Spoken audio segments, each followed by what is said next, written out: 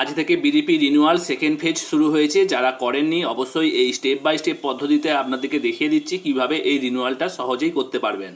আপনাদের সুবিধার জন্যই আমরা এই রিনিউয়ালটা মোবাইলে করেছি, যাতে আপনারা সহজেই মোবাইলে রিনিউয়ালটা করতে পারেন।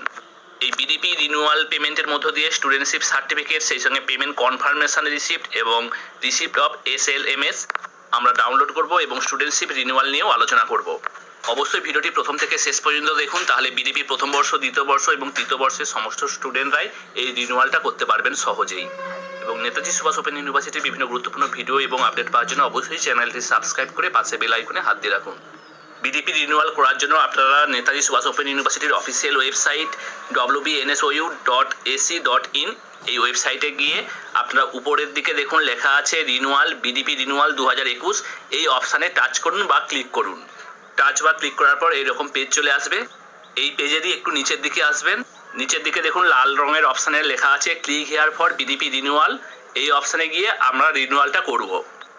আর মাঝে সবুজ রঙের অপশানটা হচ্ছে পেমেন্ট হয়ে গেলে আপনি স্ট্যাটাস চেক করতে পারবেন। আর নিচের অপশানটা হচ্ছে প্রিন্ট স্টুডেন্টশিপ সার্টিফিকেট, অর্থাৎ পেমেন্ট হয়ে গেলে স্টুডেন্টশিপ সার্টিফিকেট যেটা প্রিন্ট করে রাখতে হবে, যার ভিত্তিতে আপনি স্টাডি ম্যাটেরিয়াল পাবেন। আমরা এখন রিনিউয়াল করব, অর্থাৎ উপরে লাল option click here for BDP renewal এই অপশানে টাচ করলাম। টাচ করার সঙ্গে সঙ্গে এইরকম পেজে পৌঁছে যাবেন, যেখানে বাঁ দিকে অপশান আছে রিনিউয়াল ফর বিডিপি কোর্স এবং ডান দিকে চেক পেমেন্ট স্ট্যাটাস।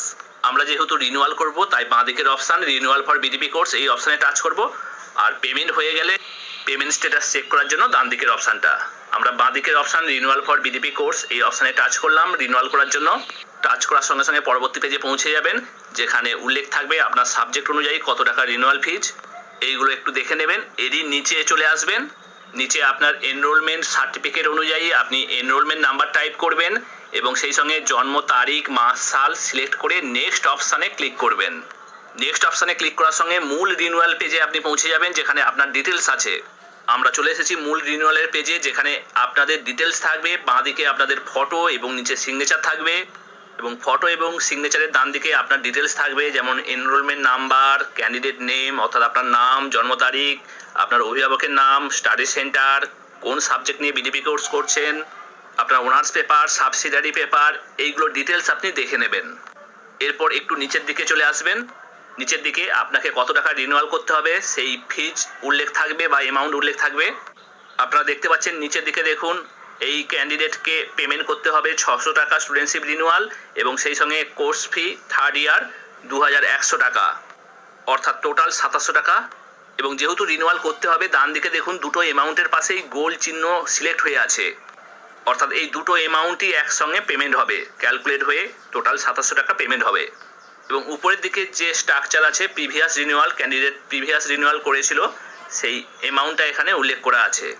আর যারা প্রথম রিনিউয়াল করবেন, পূর্বে রিনিউয়াল করেননি, আপনাদের ক্ষেত্রে প্রিভিয়াস রিনিউয়াল ডিটেলস থাকবে না।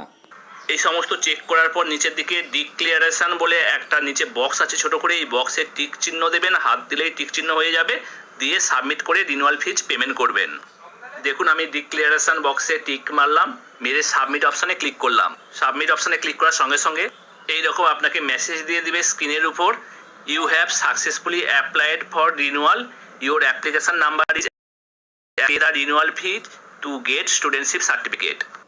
অর্থাৎ রিনিউয়ালের জন্য আপনি সাকসেসফুলভাবে অ্যাপ্লাই করেছেন, কিন্তু আপনি এখনও কিন্তু স্টুডেন্টশিপ সার্টিফিকেট পাবেননি, কারণ আপনাকে পেমেন্ট করতে হবে। যতক্ষণ না আপনি পেমেন্ট করছেন আপনার কিন্তু রিনিউয়াল কমপ্লিট হচ্ছে না। এবং আপনার মোবাইলেও একই রকমই SMS চলে আসবে। এরপর আমরা পেমেন্ট করব। অনলাইনে পেমেন্ট করতে হবে, অফলাইন পেমেন্ট অপশান থাকবে না, তাই অনলাইন পেমেন্ট অপশানে টাচ করে পেমেন্ট করব। বাঁ দিকের অনলাইন পেমেন্ট অপশানে গিয়ে অনলাইন পেমেন্ট করব রিনিউয়াল ফিজ দেওয়ার জন্য। অনলাইন পেমেন্টের জন্য বাঁ দিকে click here for online payment অপশানে টাচ করলাম। অনলাইন পেমেন্ট অপশানে টাচ করার সঙ্গে সঙ্গে এরকম ব্রাউন কালার হয়ে যাবে এবং নিচের দিকে security warning dialogue box open হবে এবং এই পেজেরই একটু নিচের দিকে চলে আসবেন। অনলাইন পেমেন্টের জন্য একেবারে নিচের দিকে দেখুন click here for E payment এই অপশানে টাচ করুন। টাচ করার সঙ্গে সঙ্গে মূল ব্যাংকের পেজে চলে গেছি, যেখানে credit card, debit card plus ATM pin এবং ইন্টারনেট ব্যাংকিংয়ের মধ্য দিয়ে আপনি পেমেন্ট করতে পারবেন।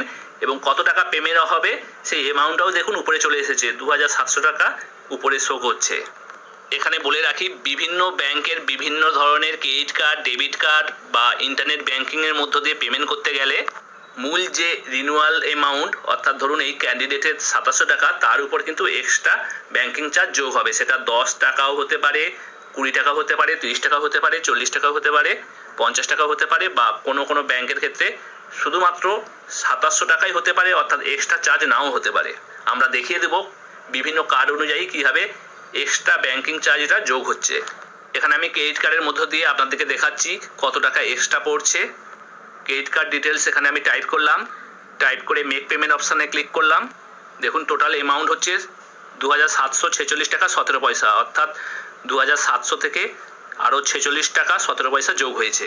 এবং ডেবিট কার্ড দিয়ে পেমেন্ট করলে এক্সট্রা কত টাকা পড়ে আমরা এখানে ডেবিট কার্ড ডিটেলস টাইপ করে মেক পেমেন্ট অপশানে ক্লিক করলাম। এক্ষেত্রে দেখুন 2731 টাকা 86 পয়সা, অর্থাৎ 31 টাকা 86 পয়সা বেশি পড়ছে। এরপর ইন্টারনেট ব্যাংকিংয়ের মধ্য দিয়ে রিনিউয়াল ফিজ পেমেন্ট করলে এক্সট্রা কত টাকা পড়ে সেটা দেখে নেব। এর জন্য ইন্টারনেট ব্যাংকিং অপশান সিলেক্ট করে যে ব্যাংকের মধ্য দিয়ে আপনি পেমেন্ট করবেন সেই ব্যাংক এখানে সিলেক্ট করে নেবেন, করে মেক পেমেন্ট অপশানে ক্লিক করবেন। ক্লিক করার পর পরবর্তী page user name password type করে আপনাকে লগ ইন করতে হবে। লগ ইন করার পর দেখুন অ্যামাউন্ট চলে এসেছে 2729 টাকা 50 পয়সা, অর্থাৎ ইন্টারনেট ব্যাংকিংয়ের মধ্য দিয়ে পেমেন্ট করলে 29 টাকা 50 পয়সা বেশি পড়ছে, তুলনামূলক একটু কম। এবং নিচে কনফার্ম অপশানে হাত দিয়ে আমি রিনিউয়াল ফিজটা পেমেন্ট করব। এবং বলে রাখি বিভিন্ন ব্যাংকের কার্ড অনুযায়ী কিন্তু অনেক সময় এক্সট্রা চার্জ, যেটা 20 টাকা বা 30 টাকা, সেটা নাও লাগতে পারে। এরপর আমি নিচে কনফার্ম অপশানে হাত দিয়ে পেমেন্ট করব। কনফার্ম অপশানে টাচ করার সঙ্গে সঙ্গে পরবর্তী পেজ ওটিপি টাইপ করতে হবে, যেটা ব্যাংক থেকে আসবে ওটিপি মোবাইলে। ওটিপি টাইপ করে কনফার্ম অপশানে টাচ করতে হবে। ব্যাংক থেকে ওটিপিও চলে এসেছে, আমি এখানে ওটিপি টাইপ করে কনফার্ম অপশানে ক্লিক করব। কনফার্ম অপশানে ক্লিক করার সঙ্গে সঙ্গে দেখুন দেখিয়ে দিয়েছে ব্যাংক থেকে your payment was successful, reference number সেই সঙ্গে অ্যামাউন্ট এখানে শো হচ্ছে। এরপর অটোমেটিক ইউনিভার্সিটি পেমেন্ট স্ট্যাটাস দেখিয়ে দিচ্ছে, দেখুন payment successfully received, application number, name এবং কখন পেমেন্ট হয়েছে, এবং পেমেন্ট স্ট্যাটাস দেখুন পেমেন্ট সাকসেসফুলি রিসিভড। এবং নিচে দেখুন click here for generate student certificate, print confirmation receipt এবং রিসিপ্ট অফ SLMS, অর্থাৎ এই তিনটে অংশ একটা A4 পেজে প্রিন্ট করে নিতে হবে।